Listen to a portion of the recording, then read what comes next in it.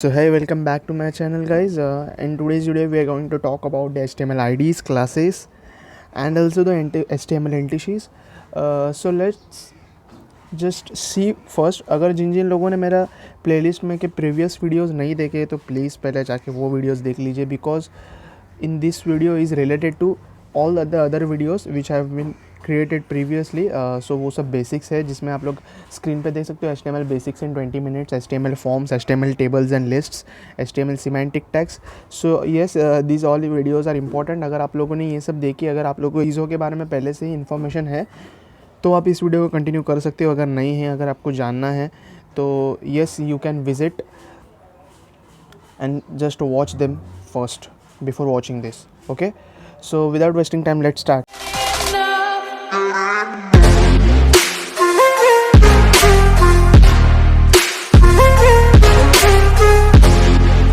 Okay, so guys, आप लोग screen पे देख सकते हो मैंने जो अपना बेसिक डेली का फोल्डर है उसके अंदर मैंने एक न्यू फाइल क्रिएट किया हुआ है html_id.html. ओके, सो बेसिकली मैंने ये बॉयलर प्लेट क्रिएट किया हुआ है. सो जिन जिन लोगों को नहीं पता बॉयलर प्लेट कैसे क्रिएट करते हैं, once again I am telling you, exclamation mark, और आप यहाँ पे देख सकते हो. एक तो इसके ऊपर क्लिक करो या फिर टैब हिट कर दो, अपने आप पूरी की पूरी बॉयलर प्लेट आपके स्क्रीन पे होगी. और मैंने यहाँ पे राइट में लाइव सर्वर में इसको ओपन किया हुआ है. लाइव सर्वर में ओपन करने के लिए right click and here you can see it's open with live server, और you can use this shortcut which they have mention. Okay, so हम लोग इस डॉक्यूमेंट को हटा देते हैं और आज का अपना टॉपिक है HTML IDs,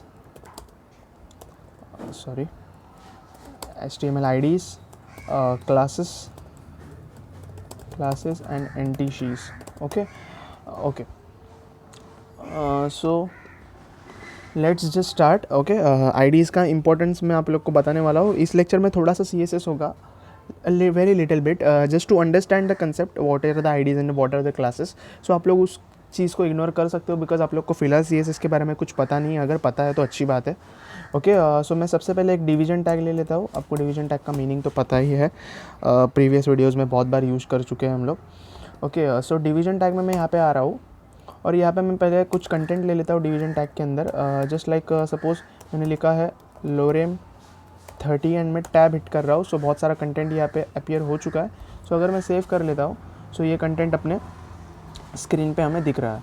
okay, so now the important thing, अभी मेरे को मैं और एक डिवीज़न लेता हूँ, राइट, और एक डिवीज़न ले लेता हूँ और उसके अंदर भी मैं सेम लिखूँगा लोरेम 30.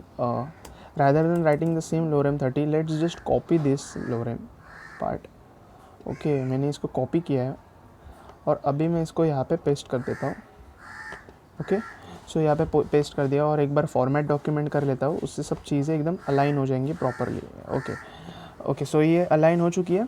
एंड अगर मैंने इसको फॉर्मेट डॉक्यूमेंट कर लिया ना, सो एज़ यू कैन सी दो पैराग्राफ आ चुके हैं. अगर मैं सेव कर लेता हूँ इसको, सो आप लोग यहाँ पे स्क्रीन पे देख सकते हो दो पैराग्राफ यहाँ पे अपीयर हो चुके हैं.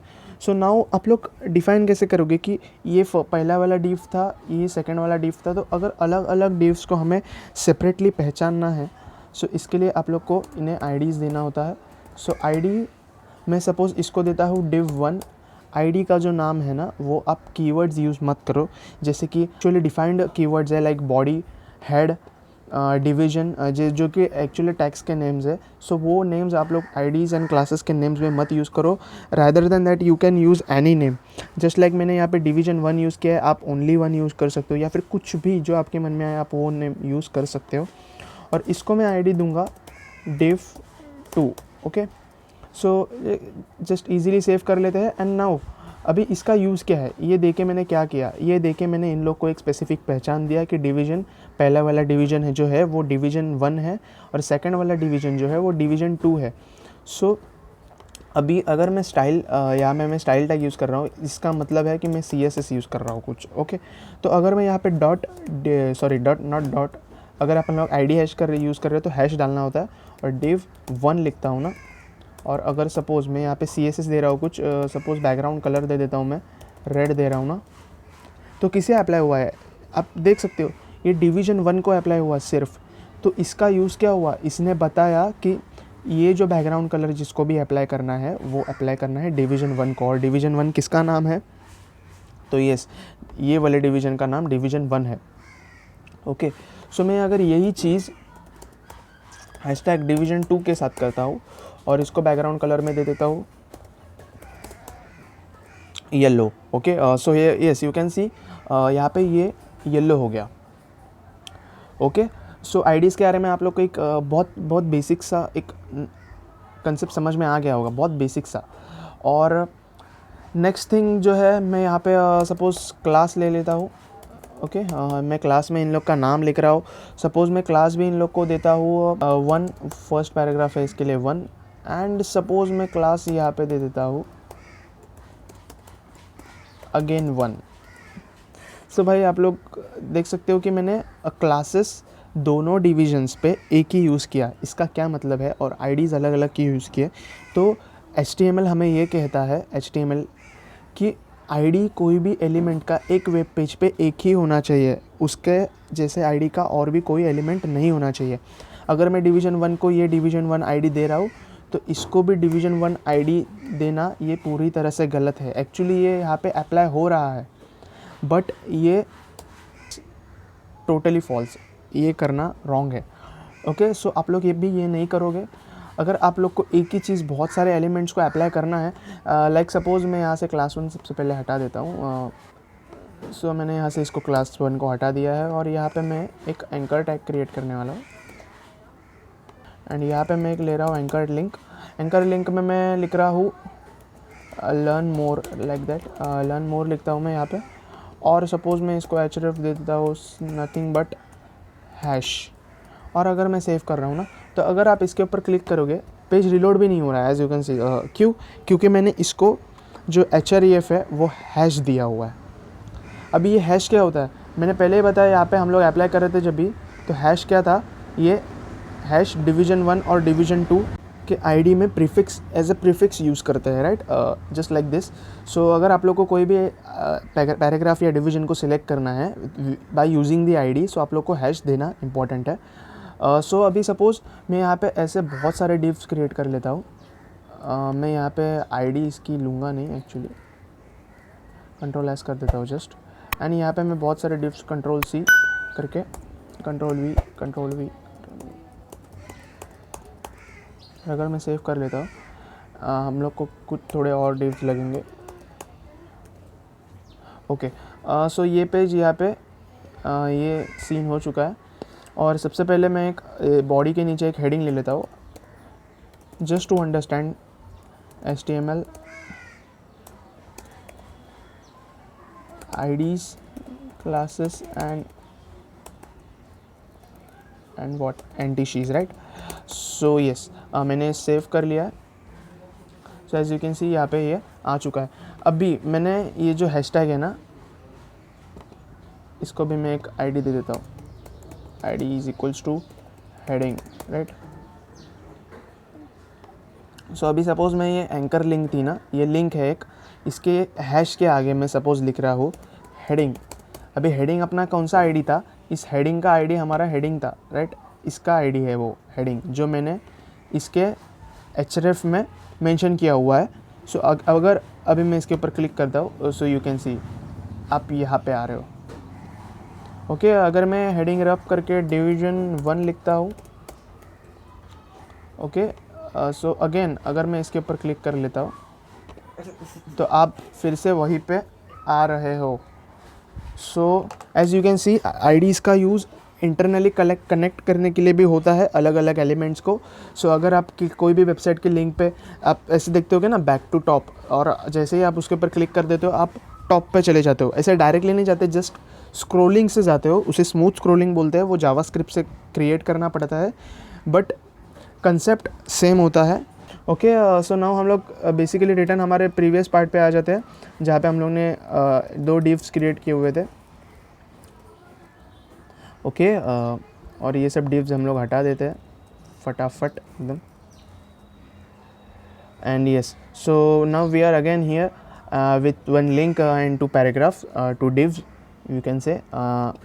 और यहाँ पे अभी मैं इसको division2 दे रहा हूँ, एंड नाउ मैं इसको क्लास दे रहा हूँ। क्लास में सपोज़ इसको दे रहा हूँ मैंने, सपोज़ मेरे को कोई भी पैराग्राफ में बनाने वाला हूँ डिवीजन टैग का, मेरे को ऐसा चाहिए कि उसके नीचे कुछ मार्जिन चाहिए, मतलब मेरे को एक स्पेसिफिक कस्टमाइजेबल चाहिए, सो मैं इसको सपोज़ मैं एक एडजस्ट नाम का एक क्लास बना रहा हूँ, राइट। मैं सपोज़ एडजस्ट नाम का मैंने क्लास क्रिएट किया हुआ है, एंड अभी मैं अगर क्लास को सिलेक्ट करना है ना तो डॉट एडजस्ट लिखते हैं in the CSS dot adjust, right.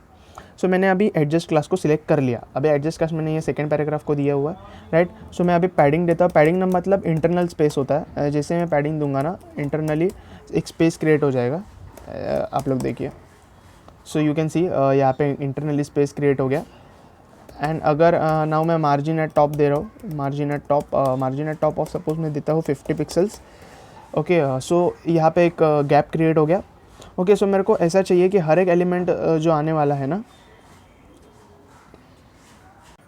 कोई भी जो न्यू एलिमेंट आएगा ना उसको ये ऐसे मार्जिन चाहिए, margin at top of 50 pixel, okay. So ऐसे मेरे को चाहिए हर एक एलिमेंट पे। जैसे मैं एक डिवीज़न यूज़ करूँ तो मैं क्या करूँगा कि ये एक रीयूजेबल चीज़ रहती है क्लास। सो अगर मैं यही क्लास इसको भी अप्लाई कर दूँ ना, like this adjust, let me show you, देखिए यू कैन सी वो भी अपने आप एडजस्ट हो चुका है, उसने भी अपने आप को पैडिंग दे दिया।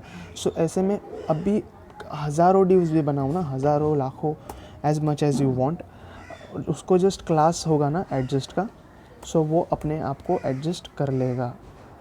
सो class is just like a reusable चीज़ जो आप एक स्पेसिफिकली क्रिएट कर सकते हो और हर एक एलिमेंट में जस्ट पेस्ट कर दो और वो एलिमेंट वो बन जाएगा। सो आईडीज़ और क्लासेस में का डिफरेंस आप लोग को समझ में आ गया होगा। ओके, सो गाइज़ यहाँ पे मैंने एक बॉडी में एक हेडिंग क्रिएट किया हुआ है और एक डिवीज़न क्रिएट किया हुआ है। मैंने एक हेडिंग दिया हुआ है HTML एंटिटीज़ का और एक डिवीज़न है, ओके। सो अभी मैं सपोज़ यहाँ पे लॉरेम इप्सन के बीच में एक बड़ा सा गैप दे रहा हूँ, ओके। और इसको सेव कर लेता हूँ। सेव किया, यहाँ पे कुछ गैप क्रिएट हुआ क्या? एक भी गैप आप लोग को यहाँ पे दिख रहा है? Nothing, no space is there. So basically क्या होता है, आप लोग स्पेस जो है HTML डॉक्यूमेंट में ऐसे नहीं दे सकते। अगर आपने एक लंबा सा लंबा स्पेस भी दे दिया ना, फिर भी वो एक नॉर्मल लाइन ही अपीयर होगा वेब पेज पे, ओके। सो क्या अगर आप लोग को देना है तो आप लोग कैसे दे सकते हो स्पेस? अगर आप लोग को देना है, so how can you give that space? So यहाँ पे HTML एंटिटीज़ का यूज़ होता है, ओके। सो सपोज़ मैं यहाँ पे लिख रहा हूँ and NBSP and I am giving the semicolon. So इसका मीनिंग क्या है? Non breaking space, NBSP, okay. और अगर मैं सेव कर लेता हूँ, यहाँ पे एक स्पेस क्रिएट हो गया। ऐसे में अगर बहुत सारे कॉपी करके पेस्ट करते जाओ ना यहाँ पे, तो यहाँ पे स्पेस क्रिएट होते जाएगा, लेकिन नॉट मल्टीपल टाइम्स। ऐसा नहीं है कि बहुत बार होते ही जाएगा। It also have some limits, okay. So depending on that यहाँ पे स्पेस क्रिएट होगा। सो ऐसे जो चीज़ें होती हैं ना, जो बेसिकली हम लोग डायरेक्टली HTML डॉक्यूमेंट्स में नहीं कर सकते। जैसे कि आप लोग ने देखा होगा बहुत सारे वेबसाइट्स में कॉपीराइट का सिंबल होता है। सो कॉपीराइट का सिंबल भी क्रिएट करने के लिए HTML डॉक्यूमेंट्स में एंटीशीज़ का ही यूज़ होता है। यूरोस का बहुत सारे शॉपिंग वेबसाइट्स पे यूरोस के ऑप्शन होते हैं to buy the things by using the euros, okay. So वो लोग वो यूरो का कैसे यूज़ करते हैं? हम लोग के कीबोर्ड पे भी वैसे सिम्बॉल्स नहीं होते। So how they use those symbols, okay. So they use this entities. Suppose मैं आप लोग को दिखा देता हूँ कुछ, एंड मैं कॉपी लिखता हूँ एंड सेमीकोलन दे देता हूँ ना। सो कॉपीराइट का symbol, as you can see here, it's easy to understand, right, isn't it? So अगर मैं /n दे देता हूँ, /n तो वर्क नहीं करता भाई, ब्रेकिंग टैग दे देता हूँ ताकि ये नेक्स्ट लाइन पे आए, जो भी है नेक्स्ट, ओके। और नेक्स्ट मैं दे रहा हूँ suppose and euro and semicolon, save कर रहा हूँ अगर, एंड यू कैन सी यहाँ पे यूरो का साइन आ चुका है, सिंबल आ चुका है। ऐसे बहुत सारे HTML एंटिटीज़ है। अगर आप लोग को जानना है, आप लोग को याद रखने की कुछ ज़रूरत नहीं है। आपको जब भी ज़रूरत होगी ना वेबसाइट में ऐड करने की, just give HTML entities, just write the HTML entities and you can search or you can find it here, HTML character entity reference chart, okay. So यहाँ पे हर एक स्पेशल कीवर्ड के कोड लिखे हुए हैं जो आप लोग यूज़ कर सकते हो। जैसे HTML में आप लोग अगर ऐसा लिखते हो ना, ये जो एरो है ना वो HTML का बेसिक चीज़ माना जाता है। अगर इसके अंदर आप बॉडी लिख रहे हो और सपोज़ आपको इस चीज़ को प्रिंट करना है तो ये करना पॉसिबल नहीं है बेसिकली। तो अगर आप लोग को ये करना है ना, सो अभी सपोज़ मैं इसको BR टैग दे रहा हूँ और सपोज़ आप अगर लिख रहे हो एंड #60 सेमीकोलन और अगर आप सेव कर लेते हो, सो यू कैन सी यहाँ पे एक ये जो टैग का जो ओपनिंग टैग का जो मार्क होता है ओपनिंग साइड का वो आ चुका है। और अगर मैं इसके अंदर बॉडी लिख रहा हूँ एंड अगेन मैं सपोज़ एंड #62 दे के सेमीकोलन दे देता हूँ, सो यू कैन सी यहाँ पे बॉडी टैग अपीयर हो चुका है। सो ये सब स्पेसिफिक एलिमेंट्स अपीयर करने के लिए, ये स्पेसिफिक कीवर्ड जो रिजर्व्ड है इसमें वो अपीयर करने के लिए हम लोग को HTML एंटिटीज़ का यूज़ करना पड़ता है। ऐसे बहुत सारे हैं, आप लोग को बाहर ऐड करने की ज़रूरत नहीं है। Just whenever you require go and check. Actually ये कोई यूज़ नहीं करता, let me tell you that first that कोई भी यूज़ नहीं करता, बट एक इम्पॉर्टेंट कंसेप्ट है, सो जानना मतलब इम्पॉर्टेंट मतलब है, कंसेप्ट है तो जानना ज़रूरी है। And one more thing, visual studio code का आप लोग को स्पेशल फीचर्स अगर पता नहीं होंगे, सो सबसे पहले मैं दिखा देता हूँ आप लोग को। अगर सपोज़ आप लोग को एक डॉक्यूमेंट क्रिएट करना, एक डिवीज़न क्रिएट करना है with the class of suppose division1, सो मैं div लिखूँगा .div1 एंड टैब हिट करूँगा। As you can see directly ये अपीयर हो चुका है। अगर फिर से मेरे को division with the class of division1 चाहिए, फिर से टैब हिट करूँगा, ID आ गया division1 और ये डिवीज़न क्रिएट हो गया। ना सिर्फ डिव के लिए, आप किसी भी चीज़ के लिए क्रिएट कर सकते हो। ओके, सो क्लास हेडिंग आ गया अपने आप ही और यहाँ पे href भी बन गया, जैसे मैं एंकर लिख के टैब हिट कर दिया। सो एंड और एक चीज़, अगर मैं क्लास लिख रहा हूँ टैब हिट कर रहा हूँ ना, तो अपने आप देखिए डिवीज़न आ गया। अपने यहाँ पे भी डिवीज़न क्यों है, मैंने तो ऐसे नहीं लिखा था, इसके पहले मैंने लिखा था division.division1 और तभी डिवीज़न क्लास आ रहा है। एज यू कैन सी, जैसे मैंने एंकर को भी लिखा था anchor.enc एंड टैब हिट किया था तभी एंकर। तो मैं सबसे पहले एलिमेंट बताता हूँ, लेकिन अगर मैंने एलिमेंट बताया ही नहीं एंड टैब हिट कर दिया तो भी डिवीज़न बन रहा है, क्योंकि विजुअल स्टूडियो को डिवीज़न को एक बाय डिफ़ॉल्ट एलिमेंट मानता है। कोई भी अगर हम लोग चीज़ क्रिएट कर रहे हैं लाइक दिस, सो वो डिवीज़न को एक बेसिक पार्ट मानता है, डिफ़ॉल्ट है उसमें। ओके, सो ये सब इंपॉर्टेंट चीज़ है, जैसे कि विजुअल स्टूडियो कोड को अंडरस्टैंड करना। विजुअल स्टूडियो कोड एक बहुत अच्छा कोड एडिटर है। सो यस गाइज, आज की वीडियो में बस इतना ही। अगर आप लोग को वीडियो पसंद आएगी तो फटाक से लाइक कर दीजिए प्लीज़। अगर आप लोग ने सब्सक्राइब नहीं किया होगा तो सब्सक्राइब कर लीजिए, न्यू चैनल है, सपोर्ट करो। ओके, तब तक के लिए कोडिंग करते रहो। मिलते हैं नेक्स्ट वीडियो में। Keep coding.